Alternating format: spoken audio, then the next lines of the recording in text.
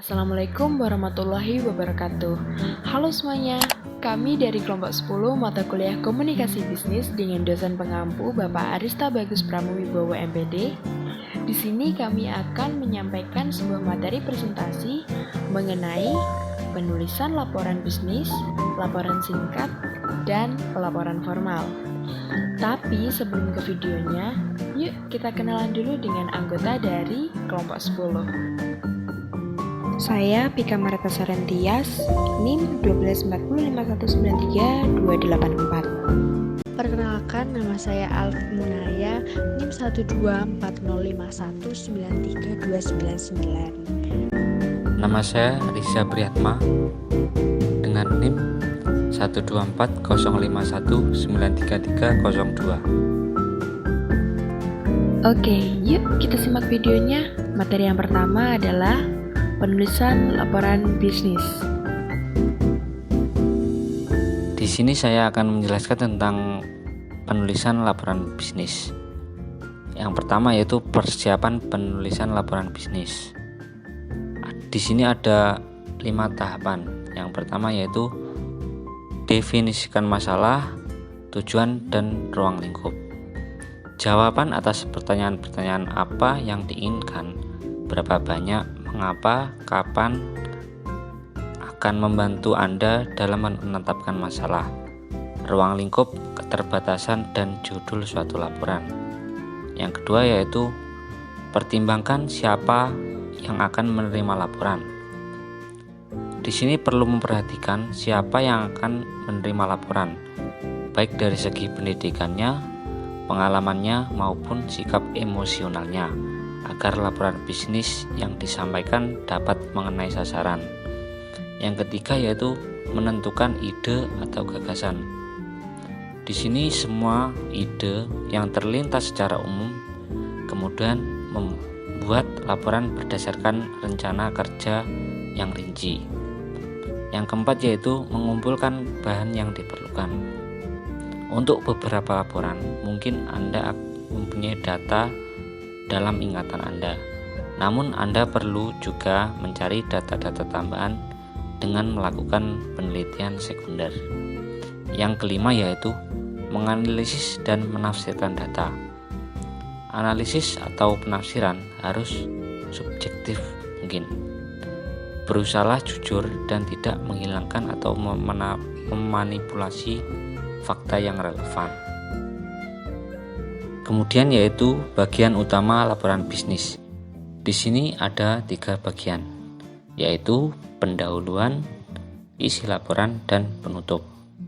Dalam bagian pendahuluan di sini ada 10 hal yang perlu dipertimbangkan, yakni yang pertama yaitu pemberi kuasa. Pemberi kuasa adalah individu atau organisasi yang meminta laporan. Yang kedua yaitu tata letak. Tata letak menginformasikan kepada pembaca tentang apa saja yang akan dibahas dalam konflik bisnis. Yang ketiga, masalah. Biasanya diformulasikan di awal pendahuluan sebelum maksud atau tujuan laporan bisnis dinyatakan. Yang keempat, maksud. Maksud merupakan poin penting dalam laporan bisnis. Yang kelima yaitu ruang lingkup. Ruang lingkup berhubungan dengan luas cakupan atau batas suatu pokok bahasan dalam sebuah laporan bisnis. Yang keenam yaitu metodologi. Metodologi mengacu kepada metode pengumpulan informasi. Yang ketujuh yaitu sumber-sumber. Sumber-sumber mencakup berbagai sumber yang kita gunakan dalam penyusunan laporan bisnis, baik sumber tertulis maupun sumber lisan. Yang kedelapan yaitu latar belakang. Jika pembaca dianggap perlu mengetahui informasi yang ada dalam laporan bisnis itu, maka latar belakang harus disampaikan. Yang kesembilan yaitu definisi istilah. Jika kita menggunakan istilah yang memiliki beberapa penafsiran, maka kita harus menjelaskan kepada pembaca definisi yang kita maksudkan. Yang ke-10 yaitu keterbatasan. Keterbatasan adalah keterbatasan dalam hal dana, waktu, ataupun data yang tersedia. bagian kedua yaitu isi laporan. Isi laporan adalah bagian yang terpenting dari suatu laporan bisnis. Isi laporan, dalam bagian ini kita membahas dan mengembangkan hal-hal yang penting secara rinci. Di samping itu, bagian ini dapat membantu kita mencapai maksud penulisan laporan bisnis. Penulisan laporan bisnis yang baik harus mencakup temuan fakta yang penting dan relevan. Bagian ketiga yaitu penutup. Bagian penutup berfungsi untuk merangkum laporan secara menyeluruh dan untuk laporan analisis juga mengambil kesimpulan dan memberikan rekomendasi. Oleh karena itu, dalam laporan informasional, bagian penutup ini dinamakan rangkuman. Sedangkan pada laporan analitis disebut kesimpulan dan rekomendasi. Hal-hal yang dipertimbangkan dalam bagian penutup adalah sebagai berikut. Yang pertama, rangkuman. Rangkuman berisi ringkasan, pembahasan secara menyeluruh, kadang kalanya berisi poin-poin yang penting, kekuatan dan kelemahan atau manfaat dan kerugian. Yang kedua yaitu kesimpulan. Kesimpulan berisi evaluasi secara ringkas, fakta-fakta yang dibahas tanpa memasukkan pendapat pribadi kita sebagai penulis. Yang ketiga, rekomendasi. Rekomendasi menyarankan suatu program tindakan yang didasarkan pada kesimpulan yang telah dibuat. Yang keempat yaitu rencana tindakan. Rencana tindakan merupakan pernyataan terakhir yang mencakup waktu pelaksanaan program, anggaran yang diperlukan, dan orang-orang yang bertanggung jawab terhadap program atau proyek yang dilaksanakan. Yang terakhir yaitu cara menyusun teks laporan bisnis. Di sini ada 8 tahapan. Yang pertama yaitu membuat topik-topik atau cerita. Yang kedua, menyusun urutan suatu peristiwa atau kejadian-kejadian. Yang ketiga, mendeskripsikan lokasi atau tempat. Yang keempat, menjelaskan suatu proses atau prosedur. Yang kelima, menyusun urutan berdasarkan tingkat kepentingan. Yang keenam, menyusun urutan tingkat familiaritas. Yang ketujuh, menyusun sumber-sumber yang digunakan. Yang kedelapan yaitu pemecahan masalah. Selanjutnya adalah materi laporan singkat atau bisa dikenal juga dengan short report. Laporan singkat biasanya berbentuk memo atau surat yang terdiri dari 1-2 halaman yang mana jumlahnya lebih sedikit daripada laporan formal. Secara umum, laporan singkat juga tidak dilengkapi dengan halaman lembar judul, surat pengantar, daftar isi, dan rangkuman ataupun abstrak. Karena hanya terdiri dari 1-2 halaman, laporan singkat lebih menekankan pada tubuh suatu laporan yang mencakup pembuka, hasil temuan, bahasan, dan juga bagian penutup saja. Selain itu, laporan singkat juga memungkinkan untuk mencakup beberapa elemen penting dalam suatu laporan formal, seperti gaya penulisan pribadi yang menggunakan gaya penulisan orang pertama atau kedua, grafik untuk lebih menekankan penulisan, judul dan subjudul dalam tubuh laporan, dan juga format memo atau surat. Kemudian adalah perencanaan laporan singkat. Dalam merencanakan suatu laporan singkat, ada beberapa hal yang perlu diperhatikan. Antara lain audiens, tujuan, dan juga subjek laporan. Yang mana elemen-elemen ini akan mempengaruhi format dan panjang, gaya, serta organisasi suatu laporan. Ada beberapa format laporan yang dapat dipilih oleh penulis. Yang pertama adalah pre-printed. Bentuk ini pada dasarnya digunakan untuk mengisi laporan yang kosong. Kebanyakan bentuk laporan ini relatif pendek, sekitar 5 atau bahkan kurang dari 5 halaman, dan berkaitan dengan informasi rutin. Contoh dari bentuk ini adalah laporan otoritas. Format yang kedua adalah surat. Format surat dapat digunakan untuk laporan yang jumlah halamannya 5 atau kurang dari 5 dan ditujukan kepada pihak luar organisasi. Laporan ini mencakup semua bagian surat dan dilengkapi dengan judul, catatan kaki, dan juga gambar. Kemudian lanjut ke bentuk format yang ketiga, yaitu bentuk memo.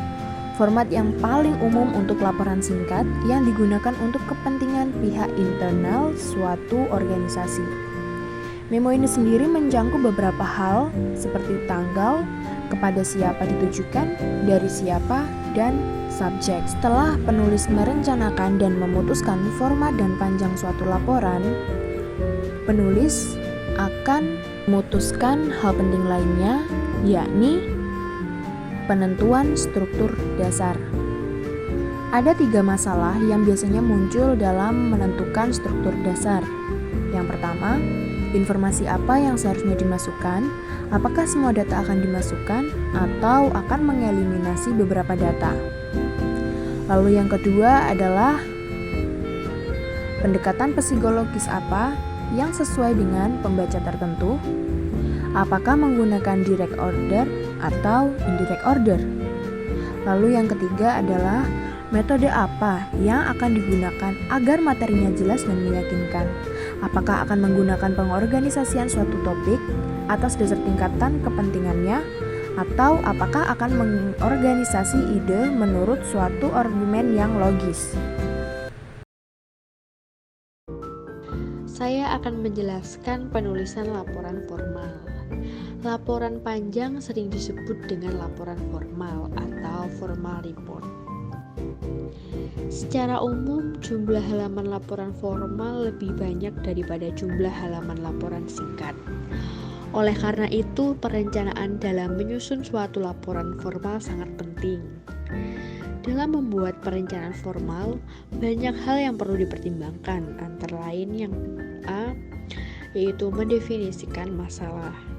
Dalam menulis suatu laporan, baik itu laporan informasional atau laporan analitikal, tahap pertama adalah mendefinisikan masalah.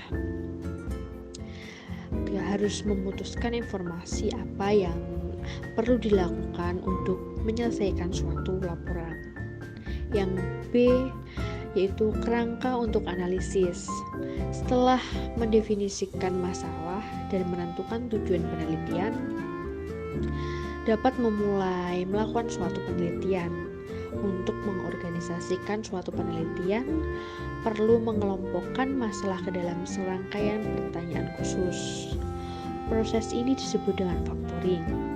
Penelitian juga memerlukan kerangka atau outline untuk keperluan analisis karena memungkinkan untuk memecahkan masalah.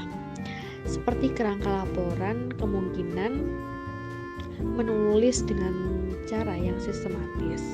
Akan tetapi, membuat kerangka untuk penelitian tentu akan berbeda dengan cara membuat kerangka laporan. Kerangka penelitian berisi langkah-langkah pemecah masalah, sedangkan kerangka laporan berisi alternatif pemecahan masalah. Kemudian yang C, menyusun rencana kerja. Setelah mendefinisikan masalah dan membuat kerangka, selanjutnya perlu menetapkan suatu rencana kerja yang didasarkan pada kerangka pembukaan atau pendahuluan. Jika melakukan studi formal, rencana kerja akan lebih rinci karena hal itu akan memberikan petunjuk prestasi atas jumlah tugas pekerjaan yang telah dilakukan. Suatu rencana kerja formal umumnya mencakup beberapa hal sebagai berikut. Yang pertama ada permasalahan yang dihadapi, yang kedua maksud atau scope atau ruang lingkup atas investigasi, kemudian yang ketiga ada pembahasan atas urutan tugas atau sumber informasi, observasi atau eksperimen, dan batasan waktu, uang atau data yang tersedia. Kemudian yang keempat, telaah atas pekerjaan proyek, jadwal, dan sumber-sumber yang diperlukan. Kemudian yang D, melakukan penelitian. Nilai laporan bergantung pada kualitas suatu informasi. Pada saat pengumpulan informasi, perhatikan untuk pertama kali adalah bagaimana mengorganisasi informasi yang telah diperoleh. Kemudian yang E adalah analisis data. Setelah melakukan penelitian dan memperoleh data yang diperlukan atau diinginkan, selanjutnya diperlukan menganalisis terhadap hasil temuan tersebut. Proses analisis pada dasarnya merupakan suatu pencarian hubungan di antara fakta-fakta yang telah ditemukan tersebut. Dengan melihat data yang telah dikumpulkan dari berbagai sudut pandang, maka hal tersebut bisa membantu dan dapat menjawab berbagai pertanyaan yang telah disiapkan dalam suatu rencana kerja atau work plan. Baik, terima kasih sudah menonton video ini sampai selesai. Semoga video ini dapat bermanfaat bagi kita semua. Mohon maaf atas kekurangan dari kami kelompok 10 dan mohon maaf juga bila ada kekurangan materi yang kami sampaikan. Wabillahi taufiq wal hidayah. Wassalamualaikum warahmatullahi wabarakatuh. Stay safe and stay healthy.